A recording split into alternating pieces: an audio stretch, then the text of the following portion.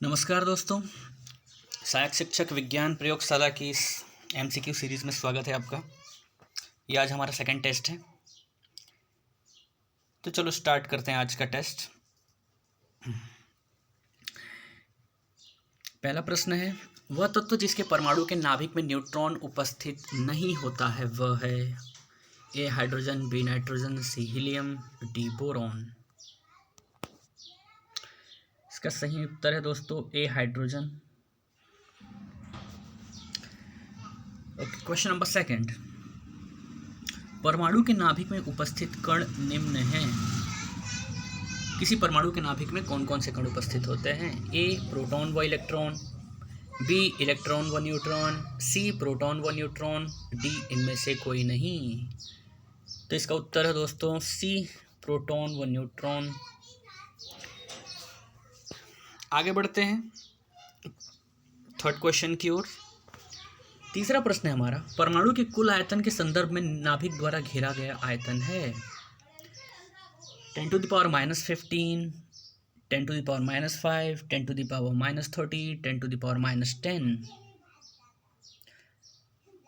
आप पॉज करके एक बार सोचिएगा दोस्तों, उसके बाद आंसर देखिएगा। तो इसका सही उत्तर है ए 10⁻15 और 10 to the power -15। This is a correct answer.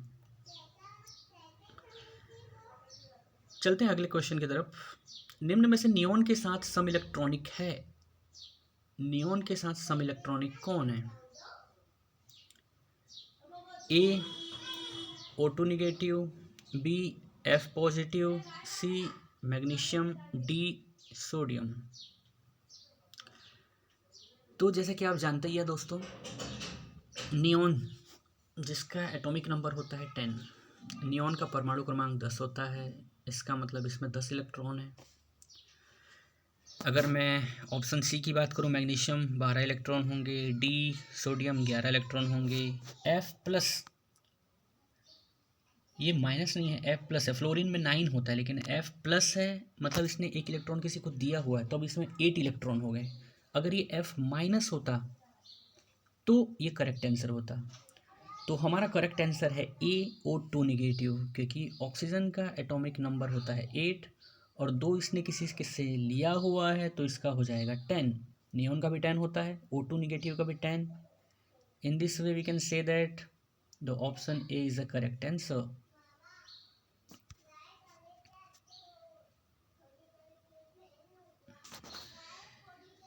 अगले प्रश्न पे चलते हैं। प्रश्न 5वां,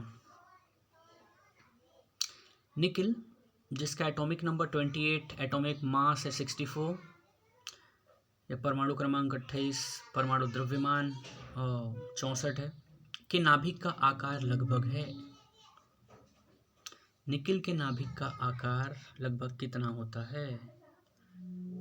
तो इसका सही उत्तर है दोस्तों सी 5 फेम्टोमीटर। चलो हम आगे बढ़ते हैं अगले प्रश्न की तरफ। देखते हैं अगला प्रश्न क्या कह रहा है। एक इलेक्ट्रॉन के संदर्भ में सत्य कथन है। On a basis of electron which statement is true. पहला क्या कह रहा है, इलेक्ट्रॉन का विराम द्रव्यमान 9.1 इंटू 10 टू द पावर -28 ग्राम होता है। 9.1 गुणित 10⁻28 ग्राम होता है।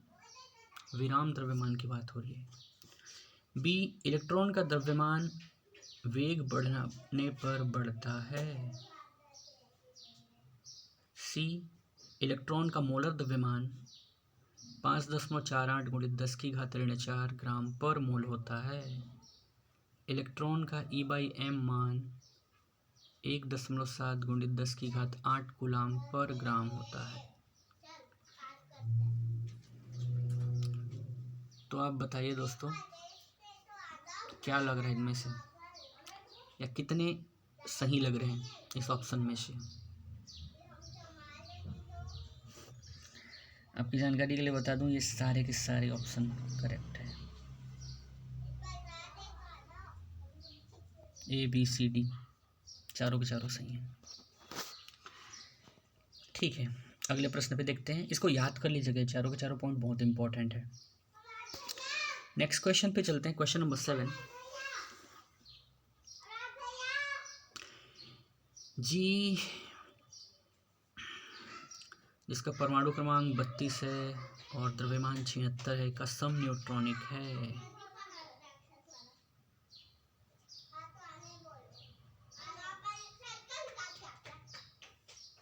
न्यूट्रॉनिक की बात की गई है यहाँ पे।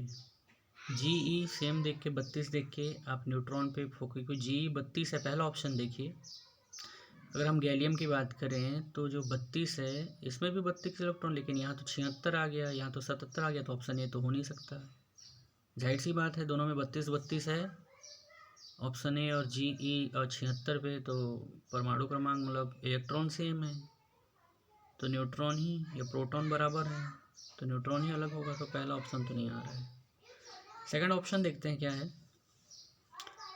3377 AS अगर बात करें तो 77 में अगर हम 33 माइनस कर दें तो ये आ जाता है आपका 43, और 76 में आप अगर 32 माइनस कर दो तो ये भी आ जाता है 43। तो बी हमारा करेक्ट बन रहा है। यहाँ देखिए, इसमें 76 माइनस 32 करेंगे आप, तो आप क्या पाएंगे, आपको मिलेगा 43। क्या मिलेगा, 43।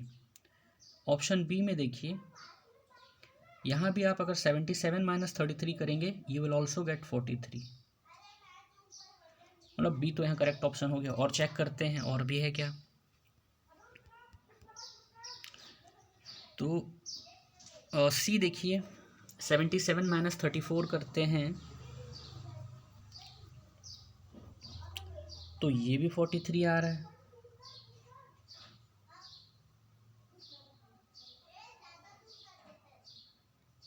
बी और सी दोनों करेक्ट लग रहे हैं। एक बार डी को भी चेक कर लेते हैं। डी को अगर हम माइनस करें तो ये आ रहा है 44। ना, ये नहीं है, तो इसके दो आंसर सही हैं, बी और सी। चलो आगे बढ़ते हैं। जब अल्फा कण पतली धातु की पन्नी में से गुजारे जाते हैं तो अधिकांश अल्फा कण पन्नी में से सीधे निकल जाते हैं, क्योंकि अब इसके ऑप्शन दिए गए हैं, आप पढ़िएगा। ए, अल्फा कण इलेक्ट्रॉन से अधिक भारी होते हैं। बी, अल्फा कण धनावेशित होते हैं। सी, परमाणु का अधिकांश भाग रिक्त होता है। डी, अल्फा कण अधिक वेग से गति करते हैं। एक से अधिक आंसर हो सकते हैं, आपको आंसर देना है। एक बार पॉज कीजिएगा और कोशिश कीजिएगा इसके आंसर देने की। चलिए हम इसका आंसर बताते हैं। अल्फा कण इलेक्ट्रॉन से अधिक भारी होते हैं। Option 1 is correct. अल्फा कण धनावेशित होते हैं ना, ये गलत है।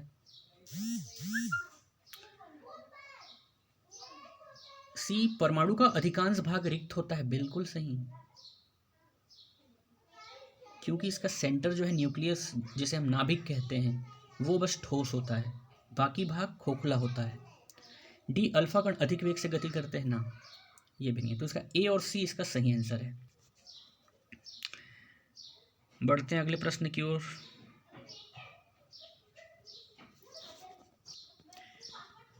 अगला प्रश्न है, अधिकांश तत्वों का परमाणिक द्रव्यमान पूर्णांक नहीं होता है, क्योंकि,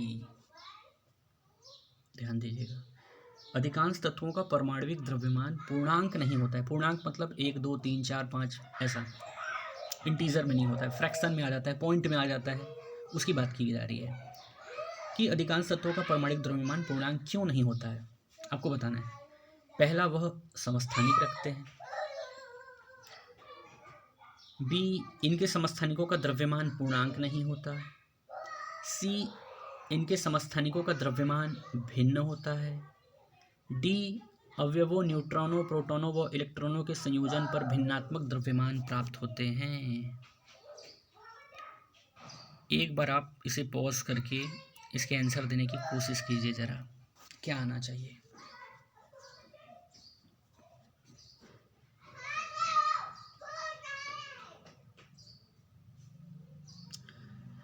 अगर मैं डी बताऊं, अवयवों, न्यूट्रॉनों, प्रोटॉनों व इलेक्ट्रॉनों के संयोजन पर भिन्नात्मक मान प्राप्त होता नहीं, है गलत है।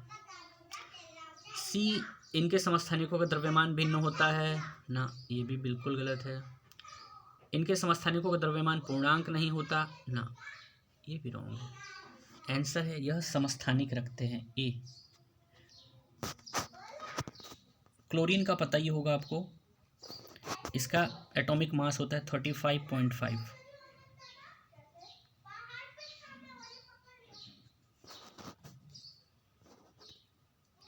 ओके, आगे चलते हैं दोस्तों।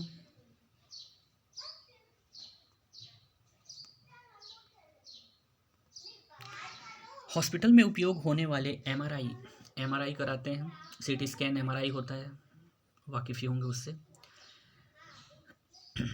चुंबकीय अनुनाद प्रतिबिंब का स्कैनर 400 मेगाहर्ट्ज रेडियो आवृत्ति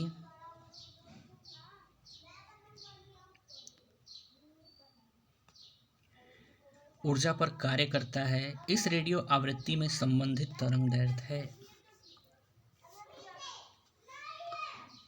फिर से एक बार समझा रहा हूँ, वीडियो पॉज कीजिएगा, एक बार और क्वेश्चन को अच्छे से पढ़िएगा आप, उसके बाद आंसर देने की कोशिश कीजिएगा। आपको खुद को तौलना है कि मैं ये प्रश्न कर पा रहा हूँ या नहीं कर पा रहा हूँ। सीधे सीधे आप अगर आंसर देख लोगे तो कोई फ़ायदा नहीं होगा आपको। आप खुद इसकी आंसर देने की कोशिश कीजिए, वीडियो पॉज कीजिए, देखिए, फिर आगे बढ़िए। तो जो हॉस्पिटल में एमआरआई करते हैं, जो कि 400 मेगाहर्ट्ज रेडियो फ्रिक्वेंसी एनर्जी पे काम करता है, तो इस रेडियो आवृत्ति से संबंधित तरंगदैर्घ्य कौन सा है, ये जानते ही होंगे दोस्त। ये है 1.5 मीटर पे होता है। Option C is the correct answer. Okay, तो आज के लिए बस इतना ही। मिलते हैं फिर नेक्स्ट एमसीक्यू सीरीज़ के अगले वीडियो पे। धन्यवाद दोस्तों, इस तरह प्यार देते रहें, लाइक शेयर सब्सक्राइब करें। Thank you so much.